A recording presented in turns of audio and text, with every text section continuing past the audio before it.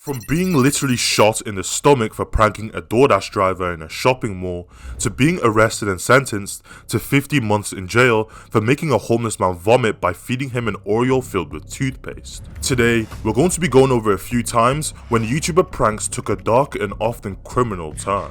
In 2017, Chinese-Spanish YouTuber Reset, real name Kangua Ren, thought it would be a good idea to purchase a box of Oreos, but instead of being a good person and handing out these Oreos to people as normal, he decided to replace the cream filling in the middle with toothpaste. After locating the victim, a blameless Romanian immigrant that was homeless outside a shopping center, Reset handed him a $20 bill before promptly feeding him not one, but two of the modified Oreos. Expectedly, the man vomited as a reflex reaction to the toothpaste, which is known to have less than desirable effects to humans upon consumption. Straight after the stunt, he failed to show remorse, making a comment almost as deplorable as the prank itself. Reset acknowledges in the video that he may have taken it too far. This is before he states, at least that will help him clean his teeth. Quite satisfyingly, Reset would not get away with this. He received widespread criticism from many audiences and many creators, including Ethan Klein from H3H3. At the bar where he vomited after the incident regularly helped him with food and clothing. Guys, fucking hell. Jesus. This is like the real dark side of YouTube. Is like,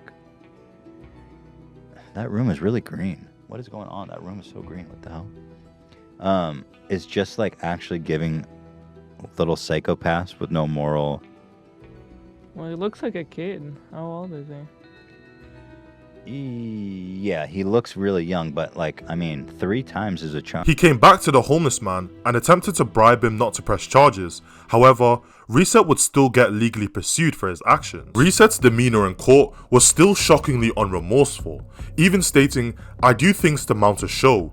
People like what is morbid. However, this will not hold up in court." He was prosecuted in a Barcelona court, in which he was banned from social media for 5 years, ordered to pay a restitution of over $20,000, and sentenced to 15 months in jail. I think it's pretty safe to say that as a prank, this was pretty scummy.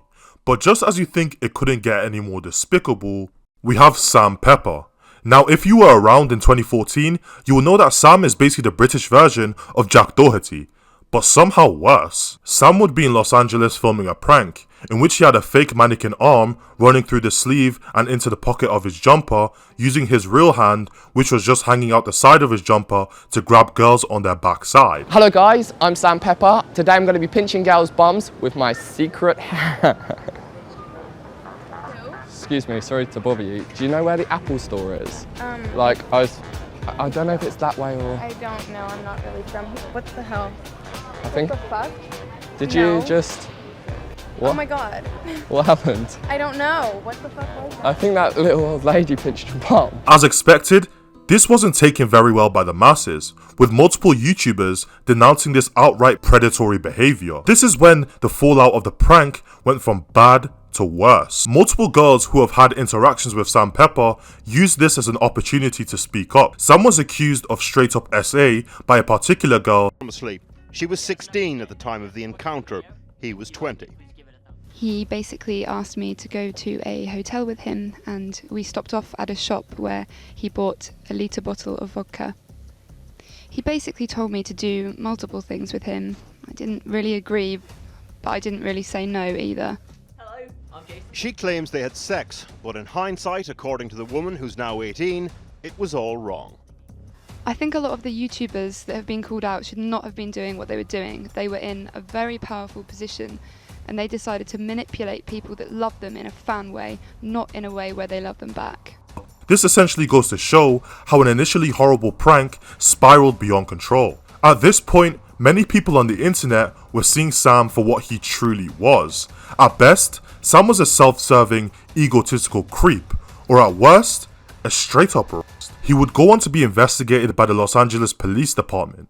However, the investigation ceased as the accuser refused to cooperate with the authorities. This wouldn't be the only time Sam's pranks got him into major controversy.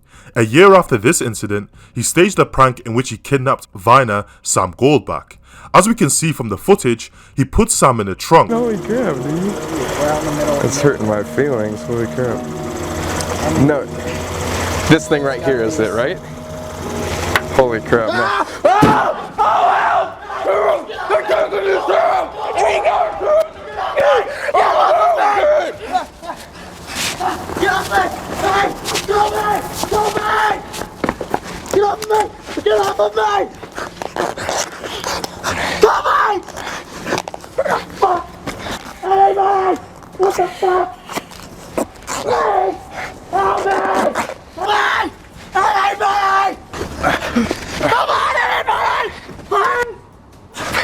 Before pretending to shoot his best friend, who was also a Viner, right in front of him. Bearing in mind, the Viner was completely oblivious to the fact that this was a prank. You don't understand. We're just kids from Kansas. You got the wrong guy. No, he's everything I am.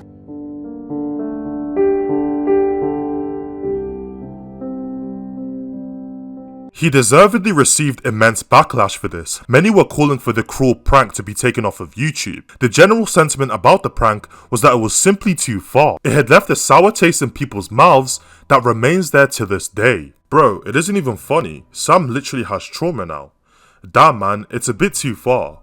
What the hell is wrong with you? Sam was crying his head off and you just make a joke about it. Seriously, what the hell? Years later on a podcast, the victim of the prank, Sam Goldback, will come out and say that the prank was all staged and the whole thing was planned. So we got on like brainstorm calls of like, how can we make the most viral prank ever? Like, and we were just throwing out the craziest, most radical ideas. And then he was like, so why do people like you? And we're like, well, pretty much everyone follows us just for our friendship. He's like, okay, well, the most worst thing that could possibly happen to a friendship. Someone dying in front of your eyes. Like, we were thinking extreme. But many didn't buy this. The reactions and the emotions just seemed too real. Let me know what you think down in the comments below. These pranks irreparably damaged Sam Pepper's reputation, and thankfully he's been out of the spotlight for many years. However, what we have next is an actual crime taking place instead of a fake one. We follow the story of classified goons run by 21-year-old Tanner Cook, who was a YouTube prankster. He would regularly record an array of pranks, harassing innocent members of the public by pulling various obnoxious stunts, such as dressing up as security and accusing customers of stealing. Yeah, I've got a gentleman and a woman here trying to steal a pen. Acting like he's gonna throw up in an Uber. I'm gonna puke. Oh, go outside. And just messing with people's shopping carts. Whoa, whoa, whoa. You have my car. All pretty distasteful, but nothing close to life-threatening. That would be until April 2nd, 2023. Tanner would be in Dulles Town Center in Virginia, enacting his usual childish entertainment at the expense of the public. A delivery driver he constantly harassed and followed for a few seconds would pull out a semi-automatic pistol and shoot him in the stomach. What's that mean? Hey, Dip, quit thinking about my twinkle. No. Hey, Dip, quit thinking about my twinkle. Get out of my face and call cops on. Stop. Hey, Dip, quit thinking about my twinkle. Stop.